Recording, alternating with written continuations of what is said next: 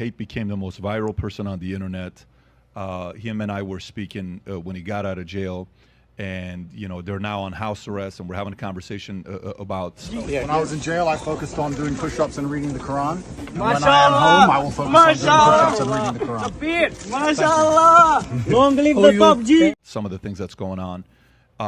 He evolved from being a guy that was an atheist as a young guy coming up, okay? Then he started seeing what the Christian denomination was doing and what they stood for. Some these are interesting principles, kind of welcomed it. Then he partially lost respect in the Christian religion, the denomination, that started compromising and saying, yeah, we'll accept this, we'll accept that, we'll accept this. What about this? And then he says the only religion that seems to not break when it comes down to their values is Muslim. And then he went and became a Muslim, and that's what he supports. Now, that may be extreme to you, but the part that when I talk to a lot of the youngins who are following him and following what he's saying, that argument is a good argument to say, if you are going to be conservative, if you are going to be a Christian, well, your church is starting to say, yeah, it's okay.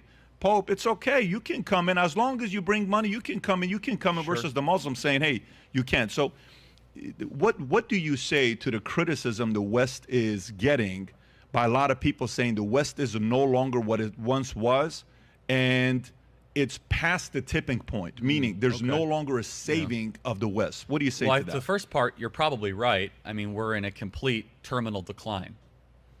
And it's hard to disagree with that. A moral decline, economic decline, financial decline, fiscal decline. I don't think we're past the tipping point. To the Andrew Tate part, I think that's a bad reason to convert to Islam. I don't think that's a good reason to convert to Islam, but because there's plenty of uncompromising Christian churches. But generally, yes, it is true that a lot of Christian denominations are becoming more like the world and not following the word. Happy to talk more about that if you want. But that is the question, is where is the West? And you kind of have to take a pulse.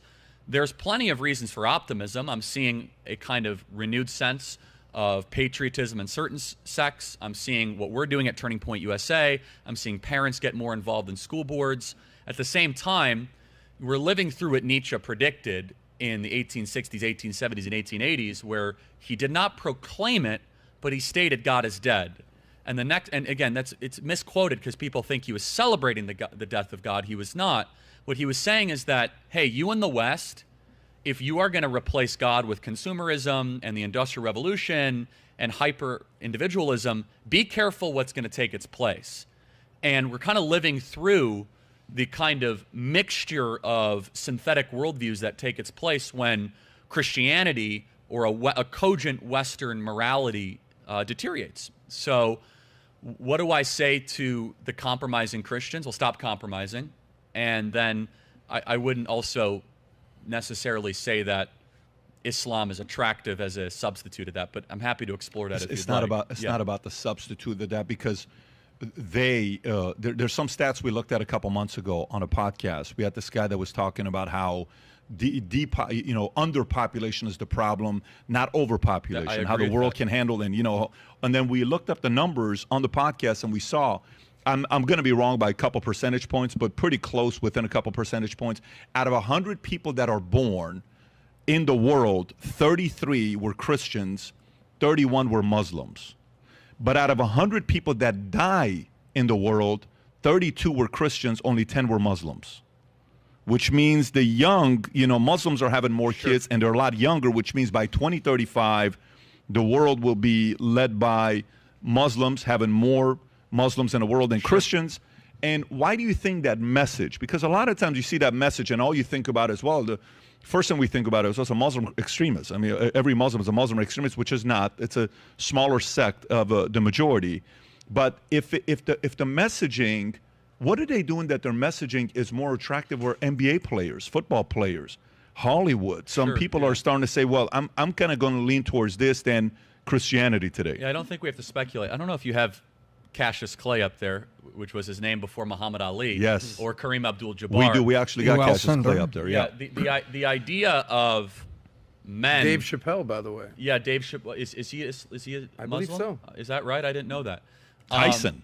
What? Tyson. Yeah, the idea, especially black men, being drawn to the Muslim faith is not new because it really does, it's unapologetic in the patriarchy, right? So in a hyper-feminist world, it seems attractive. And again, I mean, Malcolm X wrote extensively about this. I mean, I don't subscribe to a lot of the appeal of it because Islam is not true in my worldview, but we could discuss that. I don't think it's actually useful of our time today. But you're hitting on something really important, Patrick. In a world that has gone mad in chaos, people yearn for order. Now, you could be too far in the order direction, which I think Islam goes too far. I do not want to live in a theocratic fascist country. I like have freedom of speech. I like having dialogue. I like private property rights. I like entrepreneurship. That's why I think the West is the best, because you balance order with spontaneity and unpredictability. If you just want order, you can live in Saudi Arabia, but that's not a free society.